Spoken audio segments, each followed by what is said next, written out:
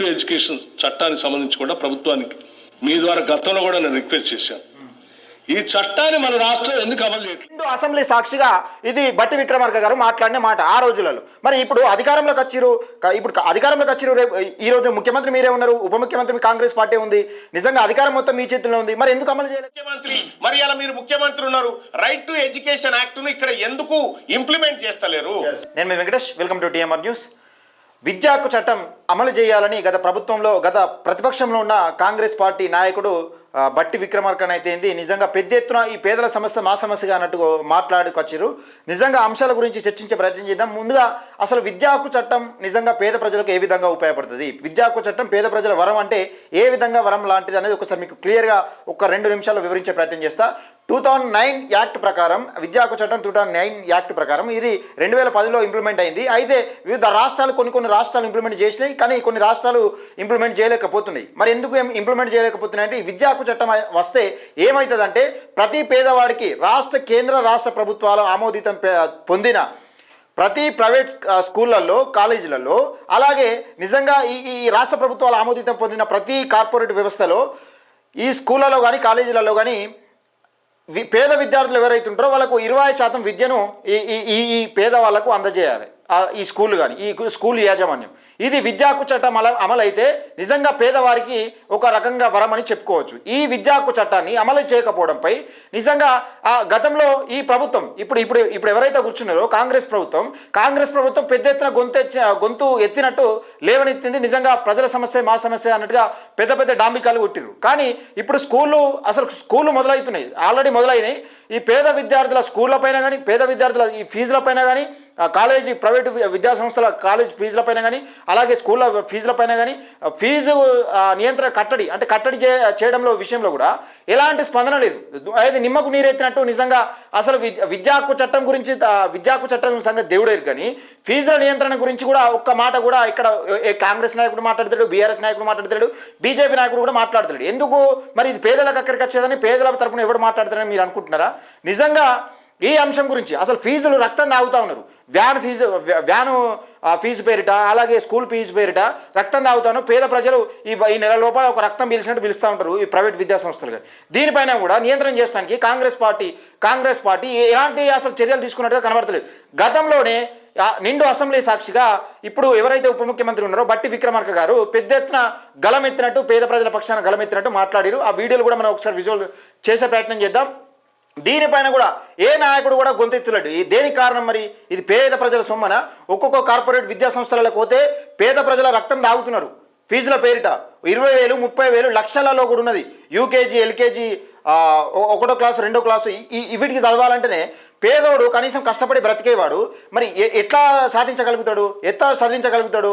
ఈయన సొమ్మంతా ఈ విద్యా సంస్థలకు వైద్యానికి పోయినాక పేదోడు ఎక్కడ 4 రూపాయలు కూడగట్టుకుని తన ఫ్యామిలీ కోసం ఖర్చు పెట్టుకోగలుగుతాడు? ఒక్కసారి ఆలోచించాల్సిన విషయం. దయచేసి మిత్రులారా, ఈ వీడియోను వీలైనంత వరకు విద్యా హక్కు చట్టం అమలు కావాలని నేను మనస్ఫూర్తిగా ఈ వీడియో చేస్తా ఉన్నా. విద్యా హక్కు చట్టం అమలు కావాలని ఏ నాయకుడు కూడా మాట్లాడుతాడు. కేవలం ఒక్కడు తీన్మార్ మల్లన్న తన గొంతై క్యూనిస్ వేదికగా తన గొంతై నాయకుల తరఫున, ప్రజల తరఫున ఆ నాయకుడు ఒక్కడే మాట్లాడుతూ ఉన్నాడు. అసలు తీన్మార్ మల్లన్న ఏం మాట్లాడిండు, నిజంగా గతంలో బట్టి విక్రమార్క ఏం మాట్లాడిండు అన్నది ఈ అంశాల గురించి మనం చర్చించే ప్రయత్నం చేద్దాం, ఒకసారి చూసుకునే ప్రయత్నం చేద్దాం. ఈ వీడియో ఎక్కడదంటే గతంలో నిండు అసెంబ్లీ సాక్షిగా బట్టి విక్రమార్క గారు మాట్లాడింది. ఇప్పుడు ఉప ముఖ్యమంత్రి మన తెలంగాణ రాష్ట్రానికి ఉప ముఖ్యమంత్రి అయినటువంటి బట్టి విక్రమార్క గారు ఏం మాట్లాడింది అన్నది ఒకసారి నేను చెప్పే ప్రయత్నం చేస్తా.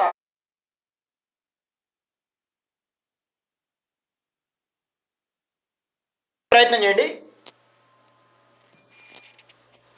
విశ్వవిద్యాలయాలు పోయే ముందు నేను గవర్నమెంట్ ఆఫ్ ఇండియా తీసుకొచ్చిన రైట్ టు ఎడ్యుకేషన్ చట్టానికి సంబంధించి కూడా ప్రభుత్వానికి మీ ద్వారా గతంలో కూడా నేను రిక్వెస్ట్ చేశాను. ఈ చట్టాన్ని మన రాష్ట్రం ఎందుకు అమలు చేయట్లేదు? అసలు నాకు తెలిసి చాలా రాష్ట్రాలు దీన్ని అమలు చేస్తూ ఉన్నాయి. ప్రైవేట్ స్కూల్స్లో ఈ చట్టం ద్వారా గవర్నమెంట్ పేద విద్యార్థులకి రైట్ టు ఎడ్యుకేషన్ చట్టం ద్వారా కనీసం 25% వాళ్ళు సీట్లు అడ్మిషన్ ఇచ్చి వాళ్ళు విద్య నేర్పించాలి. మీరెందుకు ప్రభుత్వం దీన్ని వాడట్లేదు, దీన్ని ఎందుకు ఇంప్లిమెంట్ చేయట్లేదని నేను అడుగుతా ఉన్నాను. పదే దీన్ని సభలో మీ ద్వారా ప్రభుత్వం దృష్టికి తీసుకొని వస్తూ ఉన్నాను. తీసుకొని రండి సార్. అధ్యక్ష, ఇది చిన్న పనే. మీరు పిలిచి రివ్యూ చేసి చట్టాన్ని, ఇది భారత పార్లమెంట్ తీసుకొచ్చే చట్టం, ఈ రాష్ట్రం కూడా అందులోనే ఉంది.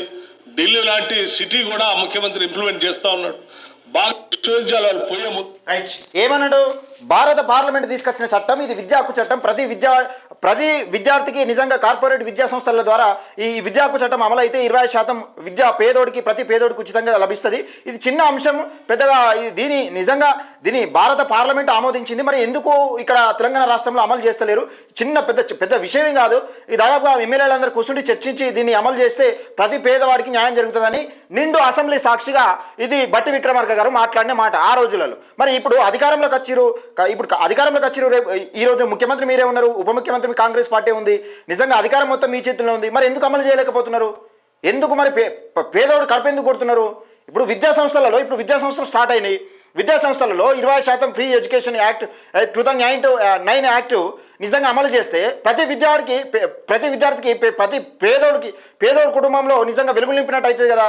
సరే మీరు విద్యా వ్యవస్థలు బాగు చేస్తారా చేయరా అనే విషయం పక్కకెడితే, సరే అది ఏ విధమైన చిత్తశుద్ధి ఉంది, నిజంగా ఏ విధమైన పెట్టుబడి పెడుతున్నారు మీరు స్కూళ్ళ పైన అని తెలంగాణ వ్యాప్తంగా గత 10 సంవత్సరాలుగా జరిగిన తంతు చూస్తూ ఉంటే ఇది మనకు తెలుస్తూ ఉన్నది. కరెంట్ లేదు, కొంచెం చెమట వస్తున్నట్టున్నది. అయితే కరెంటు ఎప్పుడు పోతుంది ఎప్పుడు వస్తుందో అర్థమవుతలేదు.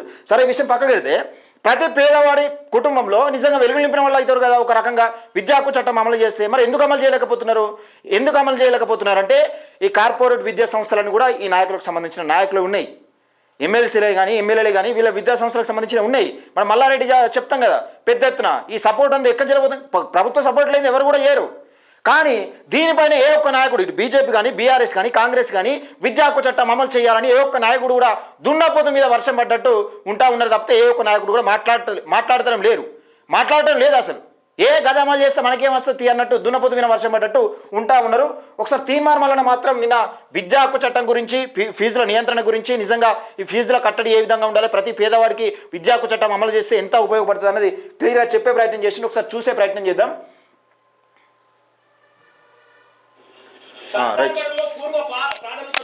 ఇదైతే అద్భుతం. ముఖ్యమంత్రి గారు విద్యాశాఖ మంత్రిగా మీరే ఉన్నారు కాబట్టి మీకు కృతజ్ఞతలు తెలియజేస్తాం. ఎందుకంటే సర్కార్ బడుల్లో ఎల్కేజీ యూకేజీలు ఉన్నాయి, కానీ మొదటిసారిగా తెలంగాణ సర్కార్ బడుల్లో ఎల్కేజీ యూకేజీ సిస్టమ్ తీసుకొచ్చారు.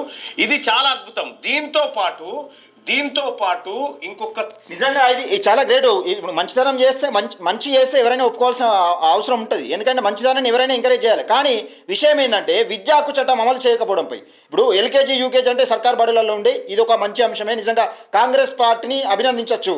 ఈ విద్యా హక్కు చట్టం గురించి చాలా చక్కగా వివరించే ప్రయత్నం చేశారు. ఎడ్యుకేషన్ కూడా మనం అందిస్తే లక్షల రూపాయలు ఖర్చు పెట్టుకుంటున్నారు సీఎం గారు.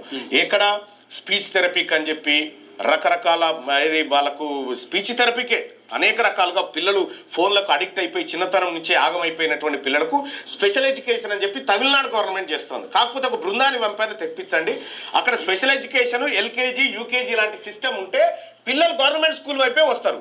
మనకు బేసిక్ కానీ ఫస్ట్ బెడ్ కానీ మిస్ అవుతుంది పిల్లలు గవర్నమెంట్ స్కూల్కి రావడానికి. సరే ఇప్పటికైనా 12 జిల్లాల్లోని 200 పాఠశాలలో ప్రారంభిస్తూ ఉత్తర్వులు జారీ చేశారు కాబట్టి వాటికి సంబంధించిన మౌలిక వసతుల ఏర్పాటు కానీ, లేకపోతే దానికి సంబంధించిన స్పెషల్ టీచర్ల రిక్రూట్మెంట్ కానీ, ఇప్పుడు మహిళా సంఘాలు ఉన్నాయి, గ్రామీణ ప్రాంతాల్లో మహిళా సంఘాలు ఉన్నాయి. మహిళా సంఘాలకు ఇప్పుడు చిన్న పిల్లలు ఎల్కేజీ యూకేజీ పిల్లలకు వాళ్ళు మీకు తెలుసు కదా చిన్న పిల్లలు కాబట్టి వాళ్ళ ఆలనా పాలన వ్యవహారాలన్నీ మహిళా సంఘాలకు అప్పచెప్పండి. ఎందుకంటే ఒక మహిళా సంఘానికి అప్పచెప్పి వాళ్ళకు ఆ డ్యూటీలు వేయడం ద్వారా మీకు గ్రామీణ ప్రాంతంలో మహిళా సంఘాలు పనిచేస్తే ఆయాలుగా పనిచేస్తారు. ఎందుకంటే వాళ్ళ పిల్లల్ని కూడా వాళ్ళు పోతున్నటువంటి ఆ సంఘం వాళ్ళు పోతున్నటువంటి కాడికి వాళ్ళ పిల్లల్ని కూడా రప్పించుకుంటారు. కాబట్టి తద్వారా మెరుగైన ఫలితం వస్తుంది, ప్రభుత్వ పాఠశాలలో మార్పు వస్తుంది, ప్రభుత్వ పాఠశాలల పైన నమ్మకం వస్తుంది. అలాగే స్థానిక సంస్థల ఎన్నికల్లో పోటీ చేసే వాళ్ళు కూడా వాళ్ళ పిల్లల్ని ప్రభుత్వ పాఠశాలలో చేర్పించే విధంగా ఒక నిబంధన తీసుకొస్తే చాలా రైట్. ఇది కూడా వాస్తవమే. స్థానిక సంస్థల ఎన్నికల్లో పోటీ చేసే సర్పంచ్లు కానీ ఎంపీటీసీలు కానీ జెడ్పీటీసీలు కానీ వాళ్ళ పిల్లల్ని గవర్నమెంట్ స్కూల్కే పంపించాలి. మరి నీకు గవర్నమెంట్ జీతం వస్తుంది, గవర్నమెంట్కి సంబంధించిన పదవులు కావాలి, గవర్నమెంట్ నేను ప్రజల కోసం పరిపాలించాలని, మరి ప్రజల కోసం పరిపాలించినప్పుడు ప్రభుత్వాన్ని ఎంకరేజ్ చేయాలి నువ్వు, అంతే కదా. ఈ చట్టం కూడా తీసుకురావాలి, ఇది చెప్పాలి. ఇది ఉంటుంది ప్రభుత్వ పాఠశాలలో. రెండోది ఇది మంచి కార్యక్రమం, దీనికి అభినందనలు. రెండో విషయం ఏంటంటే ఈ ఫీజుల నియంత్రణ. ఏమైంది? అడ్డగోలుగా ఫీజులు ఎల్కేజీ మామూలు దోపిడీ కాదు ఇది, పెద్ద దోపిడీ, నిలువు దోపిడీ ఇది. అసలు దొంగల కన్నా ఎక్కువ దోస్తున్నారు, ఫీజుల పేరిట దొంగల కన్నా ఎక్కువ దోసుకుంటున్నారు. దీన్ని జాగ్రత్త వహించి ఫీజుల దోపిడీ విషయంలో, ఫీజుల నియంత్రణ విషయంలో కాంగ్రెస్ పార్టీ నిజంగా ఏదైనా ప్రభుత్వ చర్యలు తీసుకోవాలి. లేకపోతే పేద ప్రజలు నలిగిపోతూ ఉంటారు. దీనికి లలిమిట్ పెట్టాలి, దీనికి కథ పెట్టాలి, దీనికి పద్ధతి పాడు పెడితే లేకపోతే పేద ప్రజల రక్తం తాగుతారు. ప్రైవేట్ స్కూళ్ళల్లో పేద ప్రజల రక్తం తాగే అవకాశం ఉంటుంది. కేజీకే లక్షన్నర కట్టాలంటే వానికి ఏమో సర్కారు బడికి తోలుదామంటే ఆడ ఎల్కేజీ యూకేజీ లేదు. పోరడు ఆగమైతే ఇంటికాడ సెల్ ఫోన్ పట్టుకొని ఆగమవుతున్నారు, వాడిని ఇక్కడికి తోలిస్తూ ఉంటే ఈడ లక్షన్నర ఫీజు. ఈ ఫీజుల నియంత్రణకు ఈ రాష్ట్ర ప్రభుత్వం ఎందుకు చర్యలు తీసుకుంటలేదు? విద్యా కమిషన్ అప్పుడు విద్యా కమిషన్ మీరే వేసిరు, విద్యా కమిషన్ సిఫార్సులు ఎందుకు అమలు చేస్తలేరు? అసలు ఫీజుల నియంత్రణ ఉందా లేదా? ఎల్కేజీకి ఎంత, యూకేజీకి ఎంత, ఫస్ట్ క్లాస్కి ఎంత, సెకండ్కి ఎంత, థర్డ్ ఏమున్నది? ఏం లేదు. ఎవ్వనికి దోసినంత ఆడు, ఎవ్వనికి దోసినంత ఆడు దోసుకుంటా ఉన్నాడు. అసలు నియంత్రణ అనేది లేదు, ఇంత లిమిట్ అనేది లేదు. అసలు పేదోని సొమ్ము ఈ స్కూళ్ళల్లో ఈ యూనిఫామ్లు అమ్మద్దు, ఇది ఏ బట్టలు అమ్మద్దు, లేకపోతే ఈ షూస్ అమ్మద్దు, నిజంగా ఈ పుస్తకాలు అమ్మద్దు అని చెప్తా ఉంటారు. వాళ్ళు మొత్తం అక్కడికి పోతే దందా, పోతే బట్టలు వాళ్ళే అమ్ముతారు, బుక్కులు వాళ్ళే అమ్ముతారు, షూస్ వాళ్ళే అమ్ముతారు, మొత్తం వాళ్ళే అమ్ముతున్నారు. మరి అసలు ఈ చూసేటోడు ఎవడు, ఈ కథ ఏంది, ఈ లెక్క ఏంది అనేది ఎవడు అసలు పట్టించుకునే నాదుడే లేదు తెలంగాణ. పేదోని సొమ్ము నిజంగా ఈ కార్పొరేట్ వ్యవస్థలకు, విద్యా వ్యవస్థకు, వైద్య వ్యవస్థకే సర్వనాశనం అయిపోతుంది తెలంగాణలో. ఎంత ఇవేం లెక్కలు లేవా? ఎందుకు ఈ రాష్ట్ర ప్రభుత్వం ఈ విషయంలో నిర్లక్ష్యంగా ఉంది? ఫీజుల నియంత్రణ చేస్తే కోట్లాది రూపాయలు మిగులుతాయి తల్లిదండ్రుల దగ్గర. మన పింఛన్ కోసం, మన రైతు బంధు కోసం అప్పుడు ఎదురు చూడరు. ఈ ఫీజుల నియంత్రణ జరగాల. రెండోది right to education. Right to education ఇది చాలా ఇంపార్టెంట్. నిజంగా రైట్ టు ఎడ్యుకేషన్ గురించి చాలా మందికి అవగాహన లేదు. 2009 యాక్ట్ ప్రకారం నిజంగా రైట్ టు ఎడ్యుకేషన్ తెలంగాణ రాష్ట్రంలో అమలైతే ప్రతి పేదవాడికి కార్పొరేట్ విద్యా సంస్థలలో 20% పేద పిల్లలకు 20% తన కోటాలో 20% పేద పిల్లలకు ఉచిత విద్య ఇవ్వాలి. ఇది తెలుసుకోండి ముందుగా. చాలామంది పేద విద్యార్థులకు, పేద ప్రజలకు తెలియదు. రైట్ టు ఎడ్యుకేషన్ అంటే కార్పొరేట్ విద్యా వ్యవస్థలలో నిజంగా రైట్ టు ఎడ్యుకేషన్ అమలైతే ఏం జరుగుతుందని చాలామందికి తెలియదు. ఇది తెలుసుకోండి ముందుగా. యాక్ట్ని ఇంప్లిమెంట్ చేయమని బట్టి విక్రమార్క గారు ఆ రోజు బీఆర్ఎస్ పార్టీ ప్రభుత్వాన్ని చీల్చి, మనం చూసినాం కదా ఇంతకుముందే, బీఆర్ఎస్ ప్రభుత్వాన్ని చీల్చి చెండాడిండు. నిజంగా ఇది చిన్న విషయం, పెద్ద విషయం కాదు. భారత పార్లమెంట్ ఆమోదించింది, మరి మీరు ఎందుకు ఆమోదిస్తలేరని పెద్ద ఎత్తున డాంబికాలు కొట్టినారు. చెండాడిండు అసెంబ్లీలో. ఆయనే ఉప ముఖ్యమంత్రి, మరి అలా మీరు ముఖ్యమంత్రి ఉన్నారు. రైట్ టు ఎడ్యుకేషన్ యాక్ట్ ను ఇక్కడ ఎందుకు ఇంప్లిమెంట్ చేస్తలేరు? 25% సీట్లను కార్పొరేట్ ప్రైవేటు స్కూళ్లలో పేద పిల్లలకు ఉచితంగా ఇవ్వాల్సినటువంటి వాటిని ఎందుకు ఇస్తలేదు ఈ రాష్ట్ర ప్రభుత్వం? విద్యా సంవత్సరం ప్రారంభం కాగానే పాత విధానంలోనే కొనసాగింపు. ముందు స్కూల్ బంద్ కాగానే ఫీజుల కట్టడి. ఏంది కథ? ఇప్పుడు విద్యా కమిషన్ వేసుకున్నాం, దాని సిఫార్సులు ఏమైనా అమలు చేస్తున్నామా? సరే, ఈ ఎల్కేజీ యూకేజీ ఒకటి ప్రారంభం చేసుకుంటా ఉన్నాం. ఇది మంచి కార్యక్రమమే. ఈ విద్యా సంవత్సరం నుంచి ఇది నిజంగా పేద విద్యార్థులకు ఉపయోగపడేది, పేద విద్యార్థుల తల్లిదండ్రులకు ఉపయోగపడేది, పేద విద్యార్థుల రక్తం తాగుతున్న, ఈ తల్లిదండ్రుల రక్తం తాగుతున్న విద్యా సంస్థలు ఏవైతే ఉంటాయో నిజంగా రైట్ టు ఎడ్యుకేషన్ ఇది అమలు చేస్తే ఇట్లా ప్రతి పేదవాడికి కార్పొరేట్ విద్యా సంస్థలలో 20% ఉచిత విద్యను పొందగలిగే అవకాశం ఉంటుంది. ఇది పేదవాడి వెలుగులు నింపుతుంది. ఇది ఈ ప్రతి పేదవాడి కుటుంబంలో వెలుగులు నింపుతుంది. మరి ఇలాంటి వెలుగులు నింపే కార్యక్రమాన్ని ఇప్పుడు గతంలో బట్టి విక్రమార్క గారు పెద్దగా నిజంగా నిజంగా మా చేతిలో అధికారం ఉంటే అమలు చేస్తాము, మీరు గింత లేట్ చేస్తారన్న విధంగా మాట్లాడినప్పుడు మరి బట్టి విక్రమార్క గారు సూటిగా మీకు సమాధానం ఒక ప్రశ్నలు ఏమైనా ఉన్నా మరి మీరు ఎందుకు ఇప్పుడు రాష్ట్రంలో ముఖ్యమంత్రి మీరేనా, ఉప ముఖ్యమంత్రి మీ పార్టీనా, మీరేనా స్వయంగా, మరి ఎందుకు అమలు చేయలేకపోతున్నారు? సోయలేని దద్దమ్మలు ఈ కాంగ్రెస్ పార్టీ నాయకులు కానీ, బీఆర్ఎస్ పార్టీ నాయకులు కానీ, బీజేపీ పార్టీ నాయకులు కానీ విద్యా హక్కు చట్టం పైన ఏ ఒక్క నాయకుడు ఎందుకు మాట్లాడలేడు? దున్నపోతు మీద వర్షం పడ్డట్టు అసలు మాకేం సంబంధం లేదు విద్యా హక్కు చట్టంకు, మాకేం సంబంధం అన్నట్టు పేద ప్రజల పక్షాన నిజంగా ఒక వరం లాంటి విద్యా హక్కు చట్టాన్ని ఎందుకు అమలు చేయమని కోరతలేరు? ఎవరు కూడా విద్యా సంస్థలన్నీ స్టార్ట్ అయ్యి నిజంగా ఎక్కడెక్కడ దోసుకుంటా ఉంటే ఫీజుల పేరిట, ఈ బట్టల పేరిట, నిజంగా ఈ బుక్కుల పేరిట, ఈ షూస్ ఇవన్నీ వగైరా ఇవన్నిటి పేరిట విద్య పేరిట దోసుకుంటా ఉంటే విద్యా హక్కు చట్టం గురించి అమలు చేయమని మాట్లాడతలేరు, ఫీజుల నియంత్రణ గురించి కట్టడి చేయమని మాట్లాడతలేరు. దున్నపోతమైన వర్షం పడ్డట్టు తెలంగాణ ప్రజలు నిజంగా ఓట్లేసి గెలిపించుకున్న మా ప్రజల సమస్యల గురించి కొట్లాడతారని ఓట్లేసి గెలిపించుకున్న ప్రతి నాయకుడు ఈరోజు దున్నపోతమైన వర్షం పడ్డట్టు ఉంటా ఉన్నారు. మరి ఎందుకు?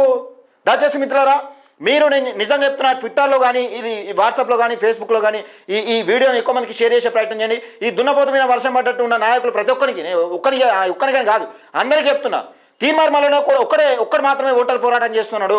ప్రజలు దీనికి అండగా నిలిచి నిజంగా మన హక్కుల కోసం రావాల్సిన విద్యా హక్కు చట్టాన్ని అమలు చేసే విధంగా దీన్ని హ్యాష్ ట్యాగ్ చేసి నిజంగా ట్విట్టర్లో కానీ ఫేస్బుక్లో కానీ వివిధ వాట్సాప్ గ్రూపులలో పెద్ద ఎత్తున దీన్ని ఉద్యమం లెక్క తీసుకెళ్లి విద్యా హక్కు చట్టం అమలు అయ్యేదాకా తెలంగాణలో నిజంగా ఈ నాయకులు చేరేంత వరకు ఈ విషయాన్ని విద్యా హక్కు చట్టం అమలు చేయాలని హ్యాష్ ట్యాగ్ చేయండి. మిత్రులారా, దయచేసి మిత్రులారా ఈ వీడియోని ఎక్కువ మందికి షేర్ చేసే ప్రయత్నం చేయండి. ముఖ్యంగా లైక్ చేయండి. మన టీఎంఆర్ న్యూస్ ఛానల్ని సబ్స్క్రైబ్ చేసుకోండి. టీఎంఆర్ న్యూస్ పేద ప్రజల గొంతుక విద్యా హక్కు చట్టం అమలు చేయాలని చాలా తీవ్రంగా కొట్లాడే ప్రయత్నం చేద్దాం. హ్యాష్ ట్యాగ్ విద్యా హక్కు చట్టం.